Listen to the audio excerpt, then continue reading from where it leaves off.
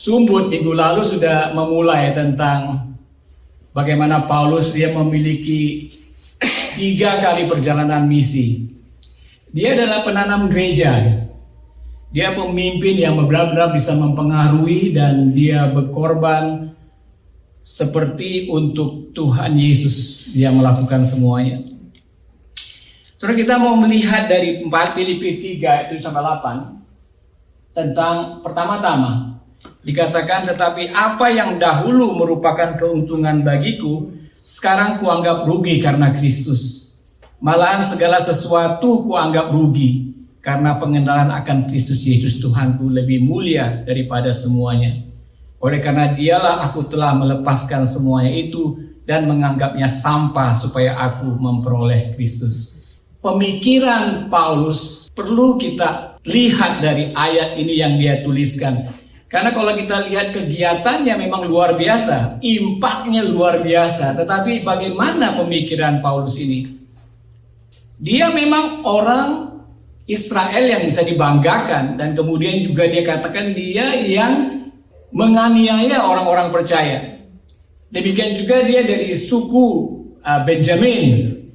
Jadi beberapa aspek yang dia bisa banggakan itu, tapi ketika dia bertemu dengan Yesus, dia katakan, apa yang dahulu merupakan keuntungan bagiku, sekarang kuanggap rugi karena Kristus. Bahkan dikatakan, tidak ada yang lebih baik selain Yesus. Segala sesuatu kuanggap rugi, dan yang lain itu adalah sampah. Kalau tidak ada Yesusnya, tidak membawa kepada kemuliaan Yesus, tidak membawa nama Yesus dikenal orang-orang, bagi Paulus semua adalah sampah.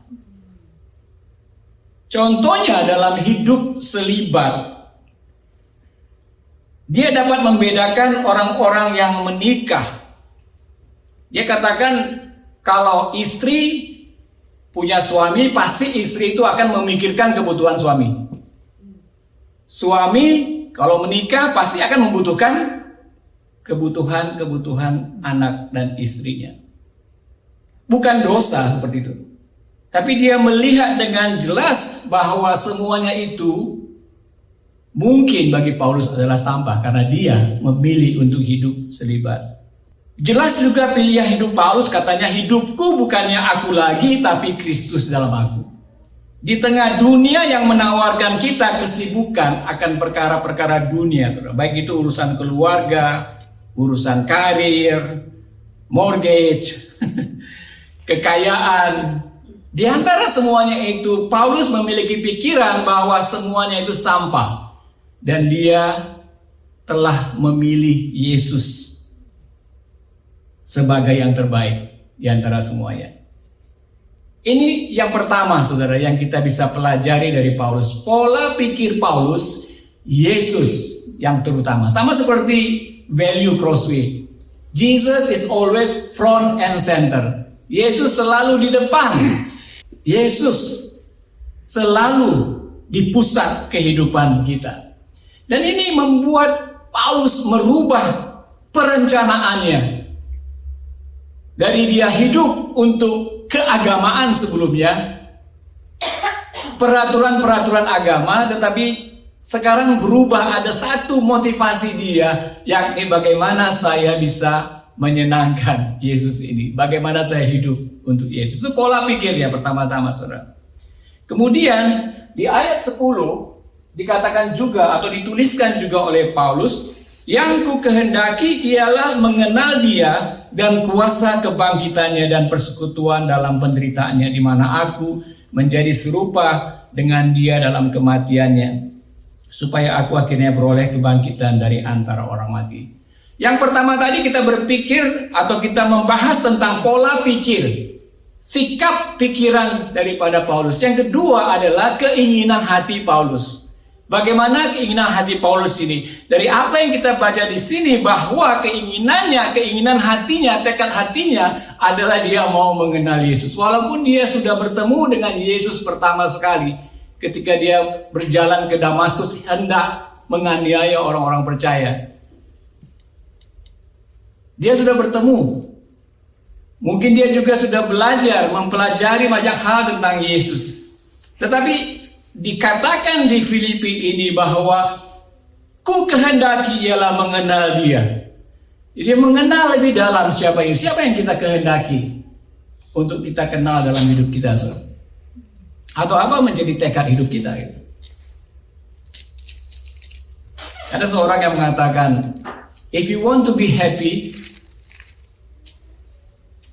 do it something for yourself. Watch Netflix, eat nice food. But if you want to be fulfilled, puas, makbul. Saya kira makbul itu puas, fulfill, merasa bahwa hidup kita ini berguna. Then do it for someone else. Yang ku kehendaki ialah mengenal dia. Nah, di sini Paulus bukan hanya memiliki tekad untuk mengenal Yesus walaupun dia sudah bertemu dengan Yesus, tapi dia juga memiliki tekad untuk apa, saudara? Untuk mengenal kuasa kebangkitannya. Bahkan persekutuan dalam penderitaannya. Saudara bukan hanya teori tahu Yesus siapa, tapi mengalami. Dia ingin mengalami lebih banyak lagi kuasa kebangkitan Yesus itu. Paulus pernah mati, saudara, dilempari batu kan. Orang-orang kira dia sudah mati dan tinggalkan. Tapi kemudian ketika murid-muridnya itu berkumpul dan kemudian dia bangkit lagi, saudara. Dia sudah mengalami kuasa kebangkitan Yesus, tapi dia pengen lagi gitu. Pengen lebih banyak lagi, pengen lebih. Tapi syaratnya apa? Saya lihat bahwa dia juga ingin persekutuan dalam penderitaannya. Kalau Yesus menderita, itu awal daripada kuasa kebangkitannya. Dan Paulus juga menangkap hal ini. Tidak mungkin, saudara, kita bisa mengalami kuasa kebangkitan, revival di dalam hidup kita, kalau kita tidak bersedia menderita karena panggilan Yesus. Saudara, perasaan orang percaya bisa menjadi sombong kalau kita sudah baca Alkitab dari cover to cover. Ya kan?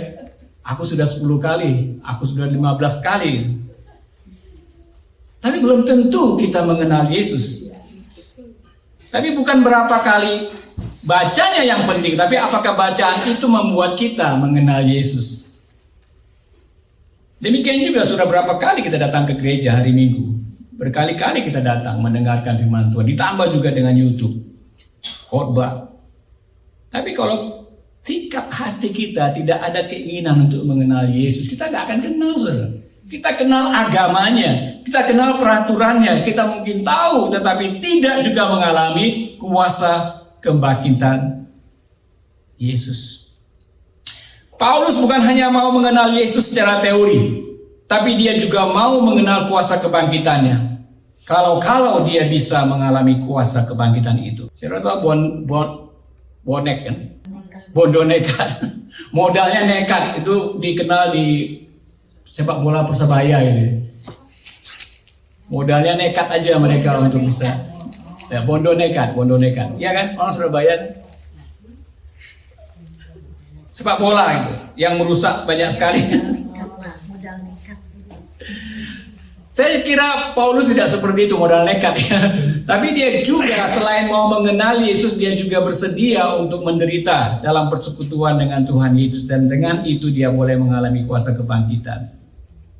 Saudara mengenal komentar orang-orang dari kalangan Muslim yang menonton kisah Yesus, saudara. Waduh, mereka bilang kasihan sekali ya dia disalibkan begitu. Kasihan sekali. Banyak sekali responnya begitu. Kasihan sekali ya seperti itu. Tapi bagi Paulus itu adalah identitas dia. Ketika dia digambarkan bahwa Yesus mati di kayu salib, Paulus mengatakan that is my identity. Itu bukan gambaran sebagai tontonan, tetapi itu menjadi identitas Paulus. Makanya dia katakan mau masuk di dalam persekutuan dalam penderitaan Tuhan Yesus. Dan justru di dalam persekutuan dengan penderitaannya itu ada kesempatan bagi Paulus untuk mengalami kuasa kebangkitan. Yang ketiga, saudara, di ayat 13 dikatakan, saudara-saudara, aku sendiri tidak menganggap bahwa aku telah menangkapnya. aku telah sempurna. Tetapi ini yang kulakukan, aku melupakan apa yang telah di belakangku dan mengarahkan diri kepada apa yang di hadapanku, dan berlari-lari kepada tujuan untuk memperoleh hadiah, yaitu panggilan sorgawi dari Allah dalam Kristus Yesus. Saudara, kegagalan dan kebodohan Paulus di masa lalu tidak menentukan identitasnya.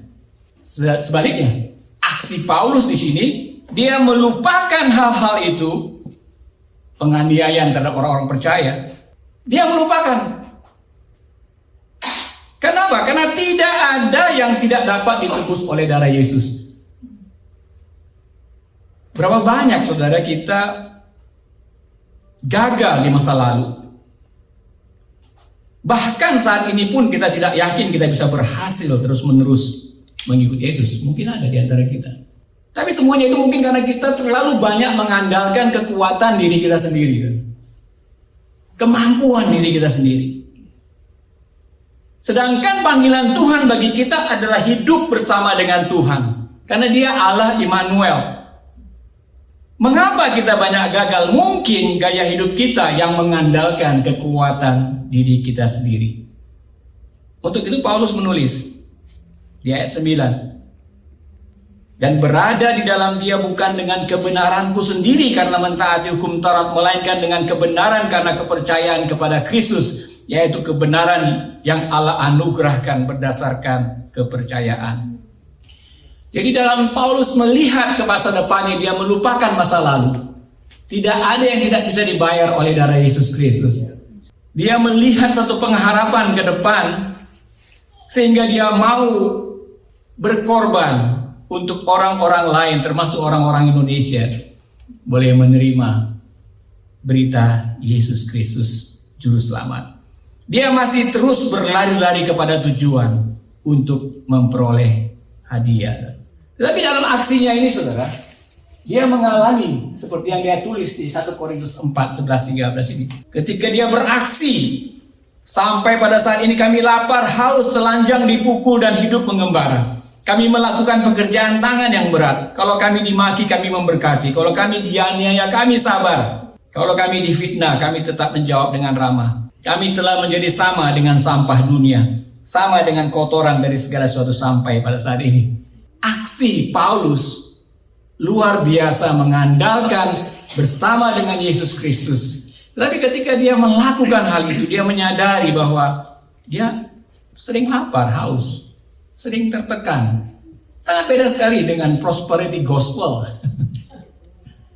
Bahwa ketika dia bertekad untuk berlari-lari mencapai tujuannya, dia bukan menghadapi hal-hal yang gampang, tetapi kelaparan, haus, telanjang, dipukul, hidup mengembara.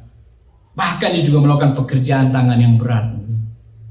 Saudara, pada waktu saya remaja, saya sadar Tuhan telah memanggil saya untuk pekerjaan-pekerjaannya. Tapi kalau Tuhan sudah menjanjikan keselamatan bagi orang yang percaya kepada Yesus, untuk apa saya melayani? Toh, saya sudah dijamin keselamatannya. Pemikiran saya simpel seperti itu. Karena pemikiran saya, surga itu seperti negara sosialis. Sama rata, sama rasa. Jadi untuk apa kita bekerja untuk Tuhan lagi? Toh semuanya diselamatkan. Toh semuanya akan masuk surga.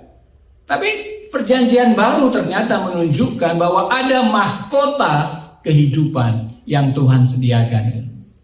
Ada mahkota bagi juara. Makanya Paulus sering berkata bahwa dalam dia melakukan seperti ini, dia disiplin. Kalau seorang atlet mau berkompetisi tapi dia tidak melatih dirinya, sia-sia saja, percuma gitu. Oleh karena itu Paulus mengatakan dia benar-benar mempersiapkan dirinya untuk perjuangan pemberitaan Injil, melakukan kehendak Tuhan ini. Perjanjian baru menyebutkan ada mahkota kehidupan, ada mahkota juara yang diberikan Tuhan. Jadi akhirnya ini menginspirasi saya untuk mulai kerja keras. Sama seperti Paulus berlari-lari untuk mencapai tujuannya. Di 1 Korintus 9, 25-27 dikatakan tiap-tiap orang yang turut mengambil bagian dalam pertandingan menguasai dirinya dalam segala hal. Mereka berbuat demikian untuk memperoleh suatu mahkota yang fana. Tetapi kita untuk memperoleh suatu mahkota yang abadi. Sebab itu aku tidak berlari tanpa tujuan. Dan aku bukan petinju yang sembarangan saja memukul. Tetapi aku melatih tubuhku dan menguasainya seluruhnya. Supaya sesudah memberitakan Injil kepada orang lain, jangan aku sendiri ditolak. Tiga hal ini yang kita lihat dari kehidupan Paulus, dari tulisannya kepada Filipi ini, saudara. Yang pertama adalah pola pikirnya. Dia mengutamakan Yesus di antara segala sesuatunya. Bahkan segala yang lain tanpa Yesus itu dianggap sebagai sampah. Yang kedua, dia memiliki tekad dan keinginan hati, saudara, untuk mengenal Yesus. Tapi bukan teori, bukan informasi. Tetapi Yesus dengan kuasa kebangkitannya gitu. Ada mukjizat, ada kebangkitan. Dan juga bersedia masuk di dalam penderitaannya. Ngapain susah-susah gitu ke Indonesia? Di sini enak kok. Ngapain susah-susah dengan orang-orang yang tidak memiliki banyak uang gitu? Ngapain susah-susah demikian? Saudara, kenapa? Kita ingin meneladani hidup Paulus. Dan yang ketiga, Paulus juga memiliki aksi di mana dia berlari-lari mau mencapai tujuan mahkota yang abadi yang telah disediakan Bapa baginya, saudara. Nah, pada waktu saya remaja saya menangkap ini, saudara. Jadi sehingga akhirnya di surga itu bukan sosialis sama rasa, tapi tergantung ketika kita menghadapi pengadilan Kristus, pengadilan yang sangat adil. Dia akan melihat, what are you doing? Saudara, di ayat selanjutnya dengan berani Paulus mengatakan, saudara-saudara, ikutilah teladanku dan perhatikanlah mereka yang hidup sama seperti kami yang menjadi teladan. Setelah dia menceritakan pikirannya, setelah dia menceritakan keinginan hatinya, setelah dia menceritakan aksi-aksinya, tujuannya dia berlari-lari untuk mencapai apa yang panggilan surgawi berikan kepada dia. Dia lanjutkan dengan perkataan ini, ikutilah teladanku. Ternyata bukan dia sendiri yang melakukannya, karena dikatakan di sini, perhatikanlah mereka yang hidup sama seperti kami yang menjadi teladan. Di dalam kitab Korintus dia katakan, ikutilah teladanku karena aku mengikuti teladan Kristus. Orang-orang lain seputar Paulus juga menjadi teladan. Karena kita hidup jauh dari kehidupan Paulus dan kehidupan Yesus. Kita nggak bisa melihat lagi. Dan saya percaya ini yang menjadi dilema kita ketika kita mau memuridkan. Karena yang kita lihat di depan selama bertahun-tahun hidup orang Kristen kita apa? Pendeta, ya, khotbah.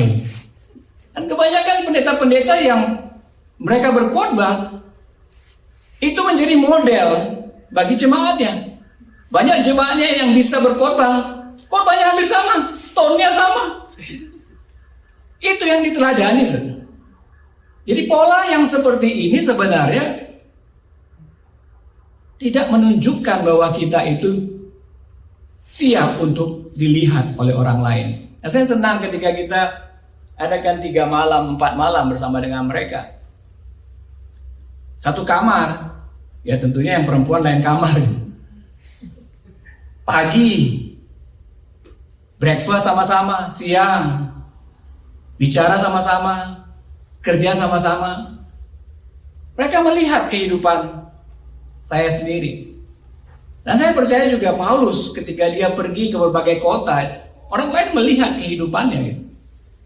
Dan dia menunjukkan kepada Timotius, dan Timotius juga menunjukkan kepada murid-murid yang lain gaya hidup yang seperti apa. Dan semuanya ini didapat dari Yesus sendiri, karena Yesus sendiri membuka dirinya gitu. Saya mau, saudara, kalau memang kita semuanya sepakat, ayo datang ke rumah gitu, lihat bagaimana saya dengan Eki hidup. Bagaimana dengan anak-anak. Jadi genuine gitu. Karena banyak sekali dengan mimbar seperti ini, orang menjadi jaga image di sini seperti suci. Di rumah, ya kita semuanya masih daging, saudara. Tapi Inilah yang saya percaya yang Paulus maksudkan di sini. Ikutilah teladan. Karena anak-anak kita dalam masa depan, saudara, akan semakin sulit. Cucu yuk, akan semakin sulit mereka. Mereka melihat teladan siapa gitu. Mau lihat teladan datang ke gereja orang-orang seperti ini, kita akan kecewa gitu. Karena apa? Karena hari Minggu semuanya rapi-rapi, bagus-bagus, jadi cantik gitu. Tapi ketika hari Senin sampai hari Sabtu, kelihatan dagingnya. Kelihatan ya ketika kita marah dan kita kecewa dan sebagainya. Saudara. Paulus dengan berani katakan, ikutilah teladanku dan perhatikanlah mereka yang hidup sama seperti kami menjadi teladan. Saudara, tantangan bagi kita ketika kita mau mengikuti teladan Paulus, teladan gereja mula-mula, bahkan teladan Yesus sendiri, ada di ayat selanjutnya. Di ayat 18 dikatakan, karena seperti yang telah kerap kali kukatakan kepadamu, dan yang kunyatakan pula sekarang sambil menangis, banyak orang yang hidup sebagai seteru salib Kristus.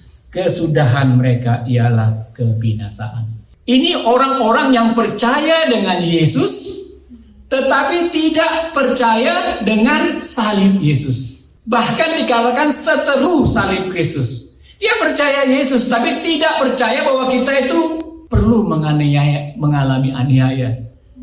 Kita perlu mengalami penderitaan. Kita perlu menyangkal diri. Ada orang-orang seperti itu di antara orang-orang percaya. Dan kesudahan mereka ialah kebinasaan. Gak mungkin kita bisa mendapatkan Kristus tanpa mengalami firman Kristus. Seperti salib Kristus. Ciri-cirinya, saudara, Tuhan mereka ialah perut mereka. Orang-orang percaya yang masih dikendalikan oleh nafsu daging. Orang-orang percaya yang masih dipengaruhi oleh sensualitas lebih daripada Yesus sendiri. Kemuliaan mereka ialah aib mereka. Yang kedua, mereka suka membicarakan tentang aib mereka. Brag tentang kesombongan, tentang sesuatu yang menjadi aib. Apa yang menjadi kebanggaan kita, saudara? Mungkin saja kita suka jalan pintas ya. Di Indonesia sering sekali itu pokoknya bayar aja saat jalan pintas ya. Saya agak lama ngurusin paspornya, tapi saya bayar. Akhirnya saya dapat cepat gitu, bangga. Ya kan? Kita bangga dengan aib. Yang senang, yang menyenangkan kita adalah sesuatu yang menjadi aib. Kemudian tantangan yang lain yang ketiga adalah pikiran mereka pada perkara duniawi. Iblis membutakan mereka dengan apa yang dipikir-pikir oleh manusia, sehingga mereka tidak memikirkan kehendak Allah. Ingat saudara, ketika Petrus ditegur oleh Yesus, Yesus mengatakan, aku akan disalibkan. Petrus mengatakan, oh nggak mungkin Tuhan, nggak mungkin, kata Petrus. Tapi Tuhan bilang apa? Tenyalah iblis. Di mana iblisnya bekerja, saudara? Yesus melanjutkan, karena engkau tidak memikirkan apa yang dipikirkan oleh Allah, tetapi oleh manusia. Jadi pikiran-pikiran manusia kita itu, saudara, sering pikiran-pikiran oleh iblis. Nah, apalagi kalau kita fokus pada perkara-perkara duniawi, manusiawi, dan kita bisa terjebak di dalam pikiran-pikiran yang dimulai oleh iblis. Saudara, 3 hal dari Paulus kita sudah pelajari. Dan dia mengajak kita untuk, ayo ikutlah teladanku. Dan ini saudara, 2000 tahun yang lalu, modelnya saat ini mungkin tidak seperti itu lagi dalam kalangan orang-orang percaya.